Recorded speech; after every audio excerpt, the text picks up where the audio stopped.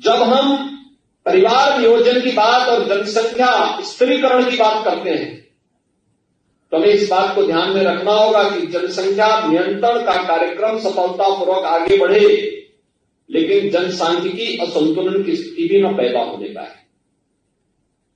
ऐसा नहीं कि किसी वर्ग की आबादी बढ़ने की स्पीड, उनका प्रतिशत ज्यादा हो और कुछ जो मूल निवासी हो उन लोगों की आबादी के स्थिरीकरण में हम लोग जागरूकता के माध्यम से, इन्फोर्समेंट के माध्यम से उसको नियंत्रित करके जनसंख्या संतुलन की स्थिति पैदा करें। और यह एक चिंता का विषय है हर एक उस देश के लिए जहां पे जनसंख्या संतुलन की स्थिति पैदा होती है, जनसांख्यिकीय संतुलन की स्थिति पैदा होती है।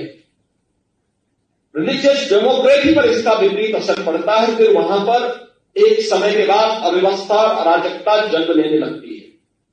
और इसलिए जब हम लोग जनसंख्या स्थिरीकरण की बात करें तो समान रूप से समाज में प्रत्येक जाति, मत, मजहब, क्षेत्र, भाषा, इन सब से ऊपर उठ करके समान रूप से जागरूकता के व्यापक कार्यक्रम को इसके साथ जोड़े जाने की आवश्यकता है। इन लोगों ने लॉन्च किया। बेरोजगारी के डर से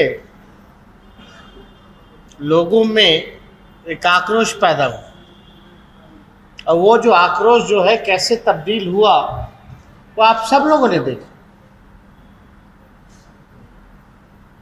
देखिए, ये धर्म के नाम पर राजनीति करने वाले जो जहर फैलाने का काम करते हैं, अब इन लोगों को सचेत होना पड़ेगा कि ध्यान जहां देना चाहिए वहां नहीं दे पा रहे। अब बेरोजगारी की ऐसी स्थिति बन रही है, महंगाई है, बेरोजगारी है, गरीबी है, लाचारी है, बीमारी है, अशिक्षा है, इस तरह का जो माहौल जो पैदा हो रहा है, जहां पलायन बढ़ता जा रहा है, वहां सचमुच अगर सरकार नहीं ध्यान देगी तो कंट्रोल करना मुश्किल हो जाएगा। तो इसलिए जो रियल इश्यूज हैं, जो रियल मुद्दे हैं, सरकार को उस पर फोकस करना चाहिए। यूनाइटेड नेशंस का एक रिपोर्ट आया है, इसमें ये कहा गया है कि 2023 तक इंडिया चाइना को सरपास कर देगा पॉपुलेशन के टर्म में। तो क्या आपको लगता है कि पॉपुलेशन पे कुछ पॉलिसी लाना चाहिए देश में? ये तो लोकतंत्र में इस विषय पे डिबेट करने की आवश्यकता है। कैसे अगर सचमुच समस्या है तो इस समस्या का क्या निदान होना चाहिए। लेकिन सवाल तो ये पैदा होता कि चाइना इतनी बड़ी आबादी के बाद भी बहुत चीज़ों में भारत से आगे क्यों है, इस पे क्यों नहीं चर्चा की जाती है। कहाँ चाइना, कहाँ भारत।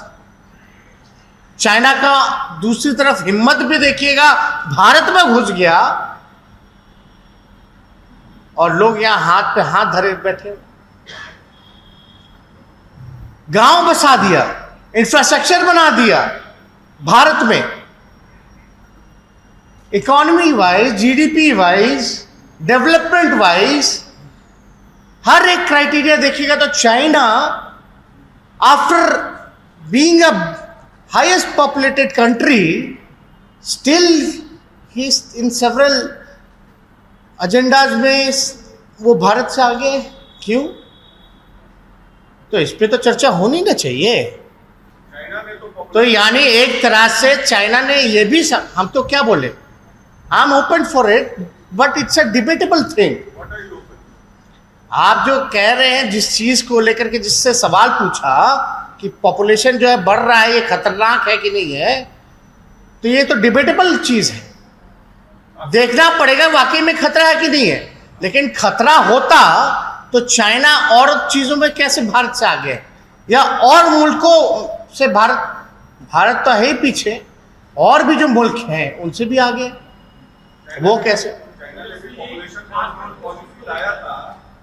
अब बदल दिया गया है, भारत भी पहले लाई थी, देखा ही नहीं।